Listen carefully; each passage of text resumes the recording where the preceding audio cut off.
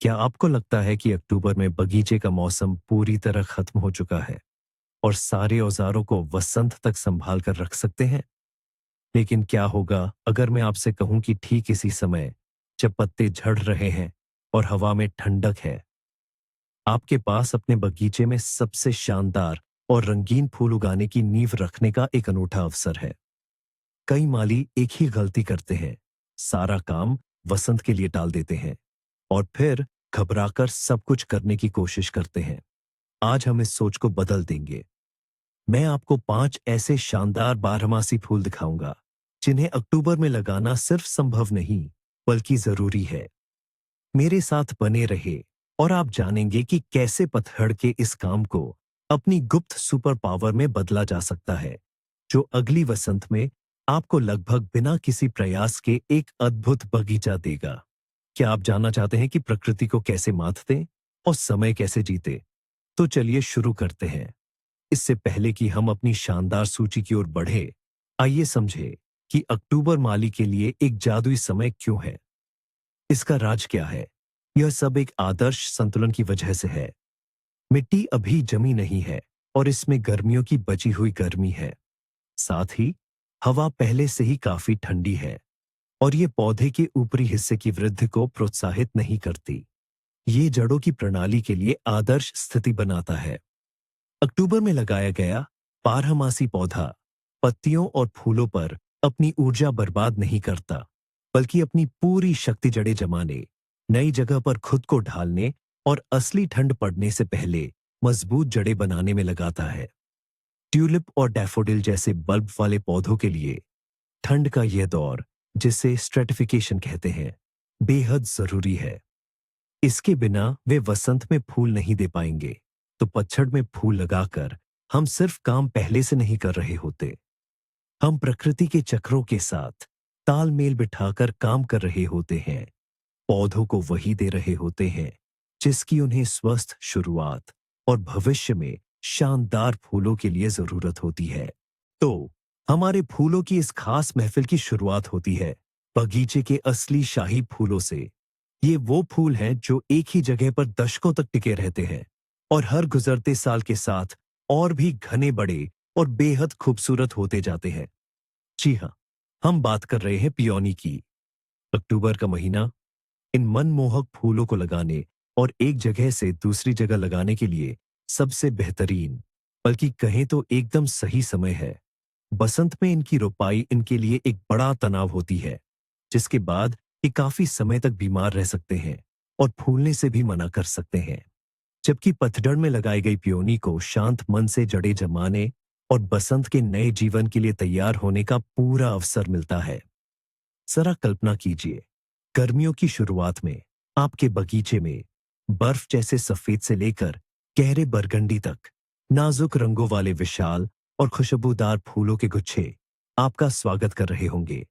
एक बार पियोनी लगाने के बाद आप अपने बगीचे को कई कई सालों के लिए बेमिसाल खूबसूरती से भर देते हैं। यह सिर्फ एक फूल नहीं, बल्कि एक सच्ची पारिवारिक विरासत है, जो न केवल आपको बल्कि आपकी आने वाली पीढ़ियों, आपके बच्चों और पोते पोतियों को भी सालों तक अपनी खूबसूरती से मंत्रमुग्ध करती रहेगी। आइए अब एक ऐसे मुख्य भ्रम को दूर करें जो कई नए बागवानों को अक्सर डरा देता है। अक्सर यह माना जाता है कि पियोनी के पौधे बहुत नखरीले होते हैं और उन्हें बहुत ज्यादा देखभाल की जरूरत पड़ती है, पर यह बिल्कुल गलत धारणा है। पियोनी की सिर्फ एक ही पर बहुत महत्वपूर्ण जरूरत है, और वो है उसे सही गहराई पर लगाना। यकीन मानिए, आपकी 90% कामयाबी का राज यहीं छुपा है। इसका राज बहुत आसान है। कंद पर मौजूद विकास की कलियां मिट्टी की सतह से 3 से 5 सेंटीमीटर से ज्यादा गहराई पर नहीं होनी चाहिए। अगर आप इसे ज्यादा गहरा लगा देंगे तो आपका पियोनी का पौधा पत्तियां तो खूब निकालेगा, पर उस पर फूल शायद ही आएंगे। वहीं अगर आप इसे बहुत कम गहरा लगाते हैं तो सर्दियों में कलियां पाले से जम सकती है। इसे ऐसे देखें, आप किसी राजा के लिए एक आरामदायक सिंहासन बना रहे हैं, उसे जमीन में बहुत गहरा नहीं गाड़ रहे। कंध पर आपको गुलाबी या सफेद रंग की छोटी छोटी चोंच जैसी कलियां दिखेंगी।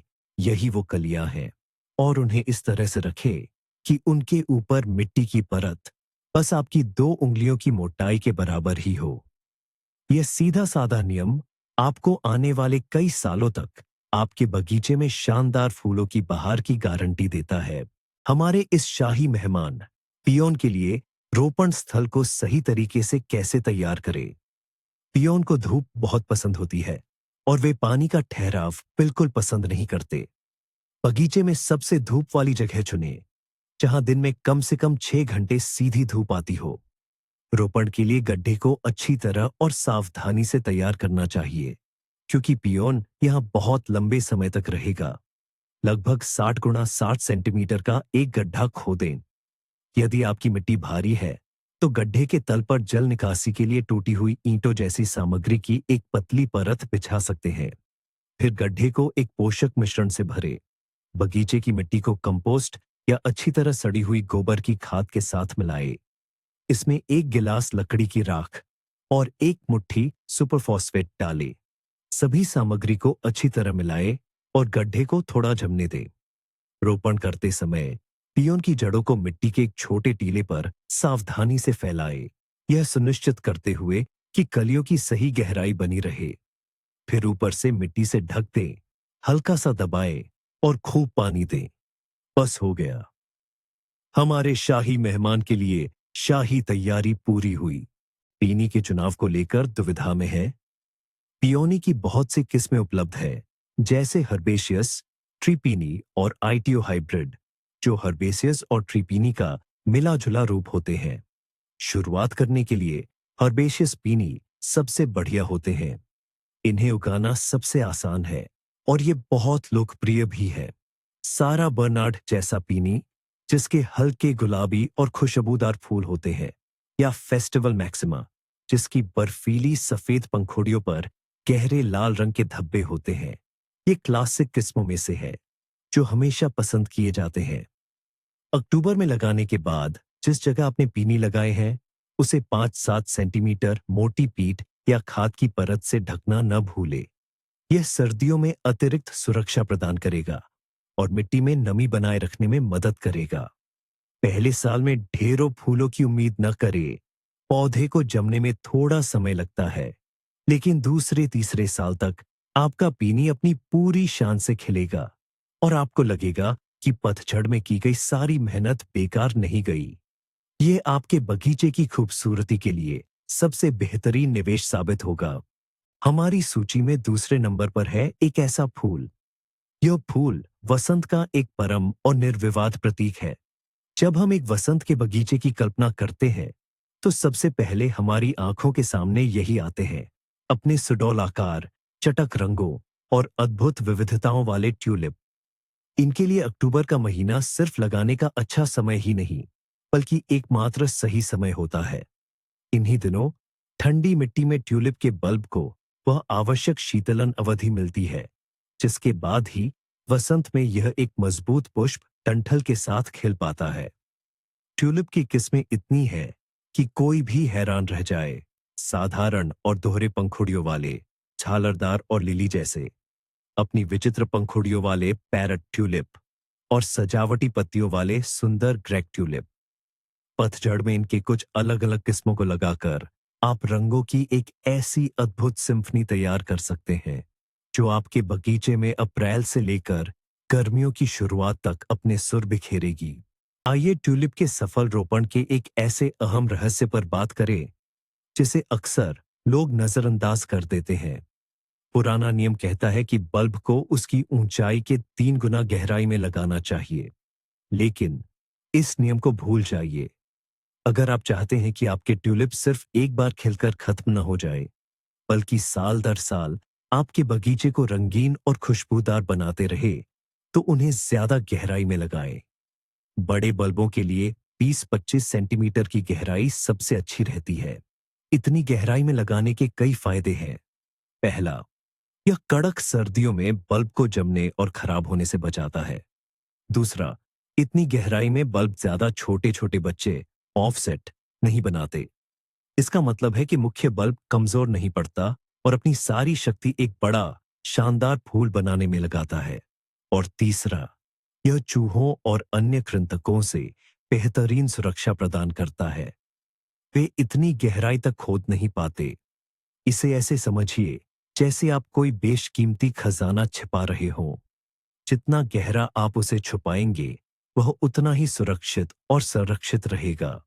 और अब फूलों के असली प्रेमियों के लिए एक खास तरीका, इसे ट्यूलिप लजटानिया या लेयर्ड प्लांटिंग कहा जाता है। यह विधि गमलों या छोटी क्यारियों के लिए एकदम सही है। इससे आप एक ही छोटी सी जगह पर लगातार फूलों के खिलने का अद्भुत प्रभाव पा सकते हैं। इसका सिद्धांत बेहद सरल है। आपको बल्बों को परतों में लगाना होता है, ठीक लज्जानिया की तरह। सबसे नीचे गमले या गड्ढे में सबसे देर से खिलने वाले ट्यूलिप के बल्ब रखें। फिर उन्हें मिट्टी की एक परत से ढक दें। इसके बाद मध्यम समय में खिलने वाले किस्मों के बल्ब लगाएं और फिर से मिट्टी की एक परत डालें। अंत में सबसे ऊपर सबसे जल्दी खिलने वाले ट्यूलिप के बल्ब रखें। बसंत में एक अद्भुत नजारा देखने को मिलता है। सबसे पहले ऊपर वाले जल्दी खिलने वाले ट्यूलिप खिलते हैं। जब वे मुरझा जाते हैं तो बीच की परत वाले ट्यूलिप अपनी जगह ले लेते हैं और इस फूलों की परेड का समापन सबसे देर से खिलने वाले किस्म करते हैं। नतीजतन एक ही गमला या क्यारी 1 महीने से भी ज्यादा समय तक फूलों से सजी रहती है, लगातार अपना रूप बदलती हुई। ये वाकई बेहद खूबसूरत और प्रभावशाली दिखता है। ट्यूलिप के बल्ब चुनते समय आपको कुछ बातों का ध्यान रखना चाहिए। बल्ब मजबूत और भारी होने चाहिए और उन पर किसी भी तरह के धब्बे, फफूंद या टूट-फूट के निशान नहीं होने चाहिए। बल्ब का निचला हिस्सा, जहां से जड़ें निकलती हैं, सूखा और ठोस होना चाहिए।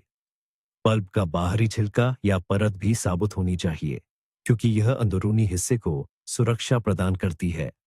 इन्हें रोपने से पहले बल्बों को किसी अच्छे फफूंदनाशक जैसे मैक्सिमा के घोल में लगभग 30 मिनट के लिए भिगोना बहुत फायदेमंद होता है। ऐसा करने से फफूंद के संभावित बीजाणु नष्ट हो जाते हैं और आपके पौधे बीमारियों से बचे रहते हैं। यह विशेष रूप से mosaic virus, tulip breaking virus की रोकथाम के लिए बेहद जरूरी है, जो फूलों की पंखुड़ियों पर टेढ़े मेढ़े निशान के रूप में दिखाई देता है और जिसका कोई इलाज नहीं है। एक स्वस्थ बल्ब ही सुंदर और स्वस्थ फूलों की नींव है। इसलिए कभी भी रोपण सामग्री की गुणवत्ता से समझौता न करें, क्योंकि यही आपके भविष्य के बगीचे की शानदार सुंदरता का आधार है। हमारा तीसरा हीरो उन लोगों के लिए एक सच्चा तोहफा है जो कम से कम देखभाल में ज्यादा से ज्यादा खूबसूरती चाहते हैं। यह एक ऐसा फूल है जिसके बारे में आप कह सकते हैं, एक बार लगाओ और निश्चिंत हो जाओ। मिलिए शान से खड़े नार्सिसस से। चमकीला, धूप जैसा और खुश मिजाज, ये अपनी सिर्फ एक झलक से सर्दियों की उदासी को दूर भगा सकता है। लेकिन इसका सबसे बड़ा गुण इसकी खूबसूरती नहीं, बल्कि इसकी अद्भुत सादगी और मजबूती है। दरअसल नार्सिसस के बल्बों में ऑल्कलॉइड होते हैं, जो चूहों जैसे कृंतकों के लिए जहरीले होते हैं। चूहे, खेत के चूहे, छछूंदर, ये सभी नार्सिसस से दूर ही रहते हैं। इसलिए यदि आपका बगीचा इन कीटों के हमले से परेशान है, तो नार्सिसस आपके लिए पहली और बेहतरीन पसंद है। इन्हें अक्टूबर में लगाने के बाद आप पूरी तरह से निश्चिंत हो सकते हैं कि वसंत में आपको इनके खिलखिलाते फूल देखने को मिलेंगे, न कि जमीन में खोदे हुए गड्ढे। डैफोडिल्स को सबसे शानदार तरीके से कैसे लगाएं? इसके लिए बागवानी की एक आसान सी तरकीब है। उन्हें कभी भी अकेले अकेले या परेड में खड़े सैनिकों की तरह सीधी कतारों में न लगाएं। यह बनावटी और नीरस लगता है। डैफोडिल्स तब सबसे खूबसूरत लगते हैं जब वे झुंड में हो और ऐसा लगे जैसे कोई कुदरती घास का मैदान हो। यह असर पाने के लिए मुट्ठी भर तरीका आजमाएं। अपने हाथ में 5-7 कंद ले और उन्हें उस जगह पर धीरे से गिराए जहां आप फूल लगाना चाहते हैं, और उन्हें ठीक वहीं बो दें जहां वे गिरे हैं, कहीं घने, कहीं थोड़े कम।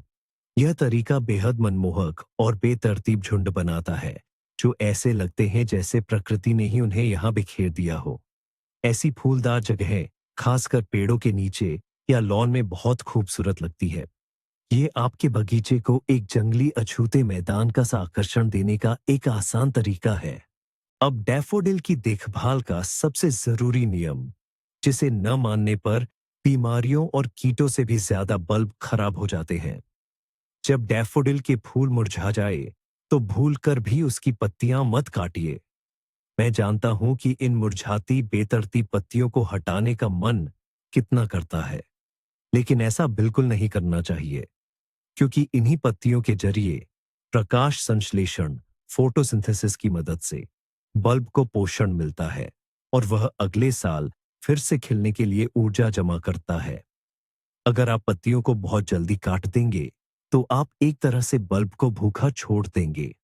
वह कमजोर हो जाएगा, सिकुड़ जाएगा और 1-2 साल में तो फूल देना ही बंद कर देगा। इंतजार कीजिए जब तक पत्तियां पूरी तरह पीली न पड़ जाए और अपने आप जमीन पर न गिर जाए।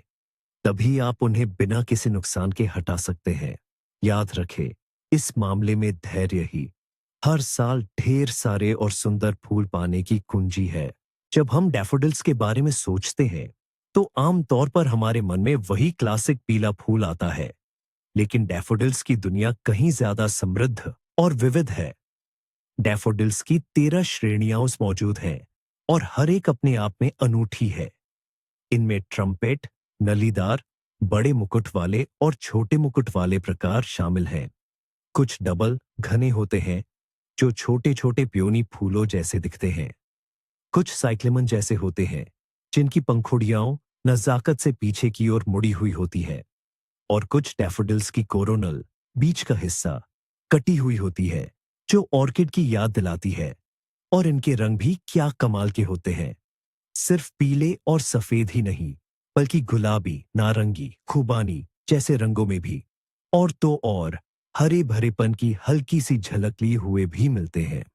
अगर आप अक्टूबर में विभिन्न श्रेणियों के डैफोडिल्स का मिश्रण लगाते हैं तो आपको लंबे समय तक और बेहद आकर्षक फूलों का नजारा मिलेगा, क्योंकि अलग अलग किस्में अलग अलग समय पर खिलती हैं। इस देखने में तो जाना पहचाना लगने वाले फूल की नई नई खूबियों को आजमाने और खोजने से बिल्कुल न डरे। हमारी सूची में अगला नाम है एक मनमोहक छोटा सा पौधा जो बसंत के बगीचे में कमाल कर सकता है। क्या आप ट्यूलिप और डैफोडिल के बीच बल खाती हुई नीली नदी का भ्रम पैदा करना चाहते हैं, या फिर किसी पेड़ की घनी छाया में आसमान जैसा नीला बादल? तो आपको चाहिए मुस्करी, जिसे माउस हाइसिंथ या वाइपर ऑनियन के नाम से भी जाना जाता है।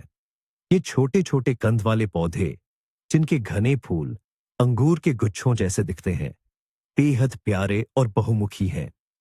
ये सबसे पहले खिलने वाले फूलों में से है और बहुत लंबे समय तक खिले रहते हैं, जो बसंत के बड़े फूलों के लिए एक सुंदर पृष्ठभूमि बनाते हैं।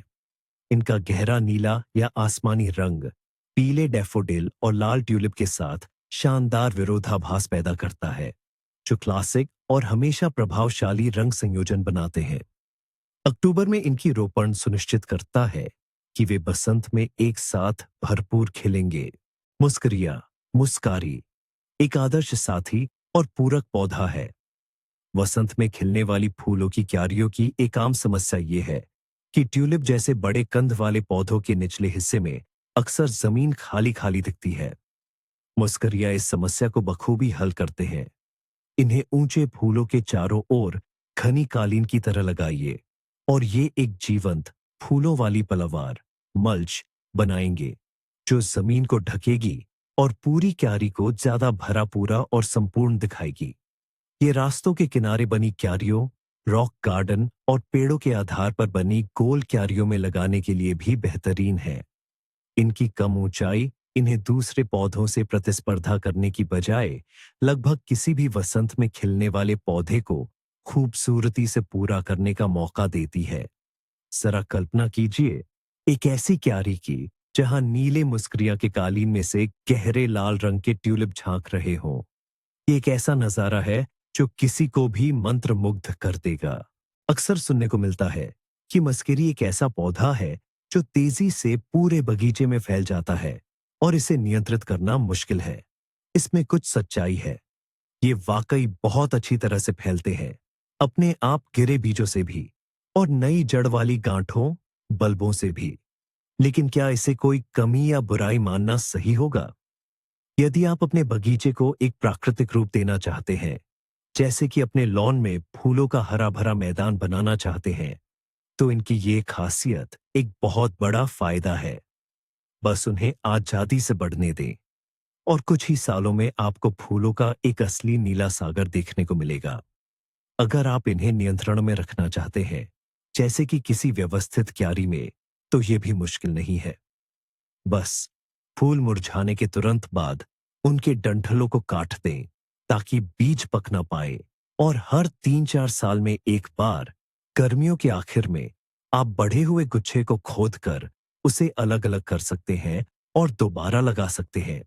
तो मस्केरी की यह आक्रामकता दरअसल उनकी एक सुपर पावर है, जिसे नियंत्रित किया जा सकता है और इसका सही ढंग से इस्तेमाल भी करना चाहिए। अक्टूबर में मुस्करी लगाना बागवानी के सबसे सुखद और आसान कामों में से एक है।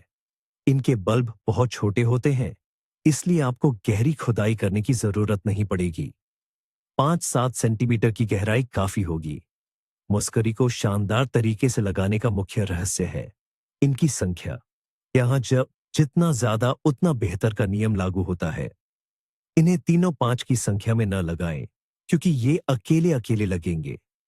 इन्हें बड़ी संख्या में 20 से 30 या उससे ज्यादा के समूह में लगाएं, ताकि फूलों का घना और आकर्षक गुच्छा बन सके। आप एक छोटी सी नाली या मनचाहे आकार की जगह खोद सकते हैं, बल्बों को नीचे फैला सकते हैं और बस ऊपर से मिट्टी डाल सकते हैं। ये एक एक करके लगाने से कहीं ज्यादा तेज तरीका है।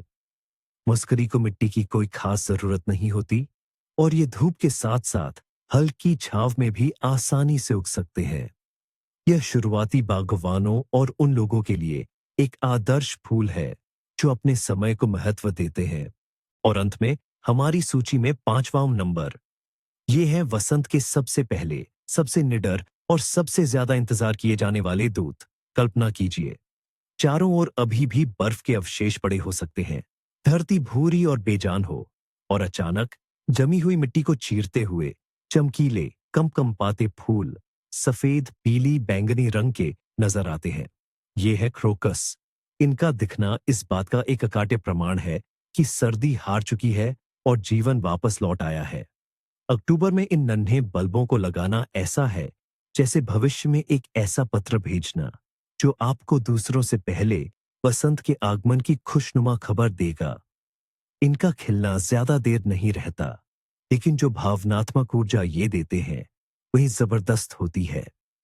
पहले क्रोकस देखते ही आप यकीनन समझ जाते हैं वसंत आ गया है। क्रोकस का उपयोग करने का सबसे लोकप्रिय और खूबसूरत तरीकों में से एक उन्हें सीधे लॉन में लगाना है। बसंत में जब घास अभी पूरी तरह से उगना शुरू नहीं करती है, आपका लॉन एक जादुई फूलों से भरा कालीन बन जाता है। यह नजारा बेहद शानदार होता है। इसे सही ढंग से करने के लिए आपको चाकू या एक छोटी खुरपी का उपयोग करके घास के एक टुकड़े को काटना होगा, उसे ऊपर उठाकर उसके नीचे कुछ क्रोकस के कंद रखने होंगे और फिर घास को वापस अपनी जगह पर जमा देना होगा। इसके लिए आपको प्रजाति विशेष या वानस्पतिक क्रोकस चुनने चाहिए। वे छोटे होते हैं और बेहतर तरीके से प्राकृतिक रूप से फैलते हैं। एक महत्वपूर्ण बात यह है कि फूल खिलने के तुरंत बाद लॉन को नहीं काटना चाहिए। क्रोकस के पत्तों को, जैसे कि डैफोडिल के पत्तों को, पूरी तरह से सूखने देना चाहिए। इसमें आमतौर पर लगभग 6 सप्ताह लगते हैं, इसलिए लॉन की पहली कटाई को टालना पड़ेगा। लेकिन मेरा विश्वास करें, ये नजारा इसके लायक होता है। सभी क्रोकस को मुख्य रूप से 2 बड़े समूहों में बांटा गया है, बोटेनिकल यानी प्राकृतिक प्रजातियां और बड़े फूल वाले डच हाइब्रिड। अब सवाल यह है कि इनमें क्या अंतर है। बोटेनिकल क्रोकस, जैसे कि क्रोकस टमासनी, आकार में छोटे और ज्यादा नाजुक होते हैं। ये सबसे पहले खिलते हैं और बहुत आसानी से फैलते हैं, जिससे समय के साथ फूलों के बड़े बड़े घने समूह बन जाते हैं। ये लॉन में या पेड़ों के नीचे प्राकृतिक रूप से उगने के लिए एकदम सही है। वहीं बड़े फूल वाले हाइब्रिड क्रोकस, जैसा कि इनके नाम से ही पता चलता है, ज्यादा बड़े और प्रभावशाली फूल देते हैं और इनके रंग भी ज्यादा चटकीले होते हैं। हालांकि ये थोड़ी देर से खिलते हैं और उतनी तेजी से नहीं फैलते। ये फूलों की क्यारियों के सामने, रॉक गार्डन में या गमलों में बहुत खूबसूरत लगते हैं। सबसे अच्छा नजारा पाने के लिए दोनों तरह के क्रोकस लगाना बेहतर रहेगा।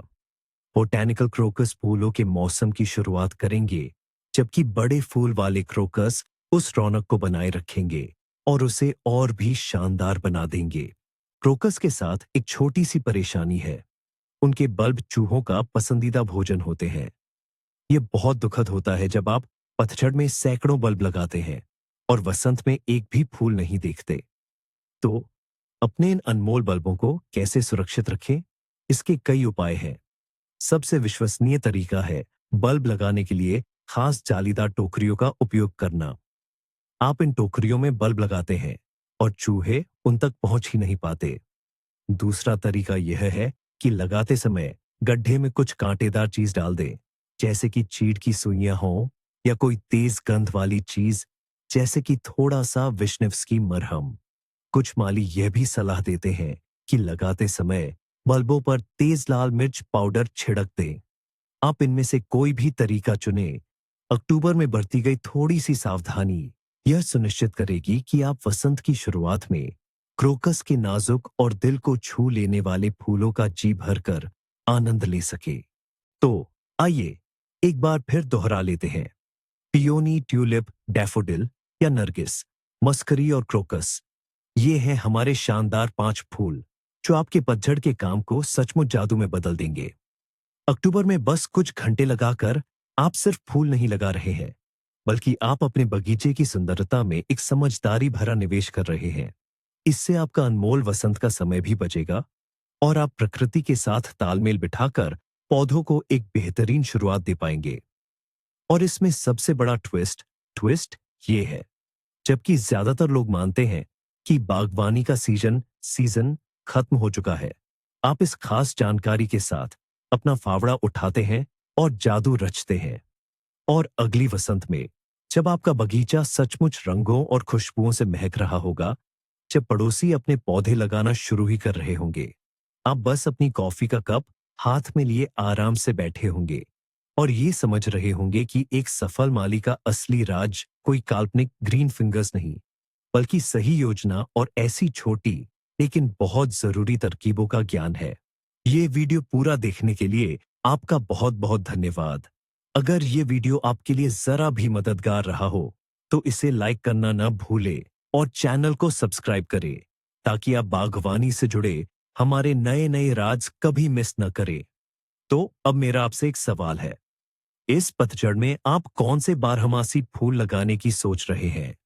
या शायद आपके पास अक्टूबर में लगाने के लिए कोई ऐसा पसंदीदा फूल हो जिसका जिक्र मैंने नहीं किया?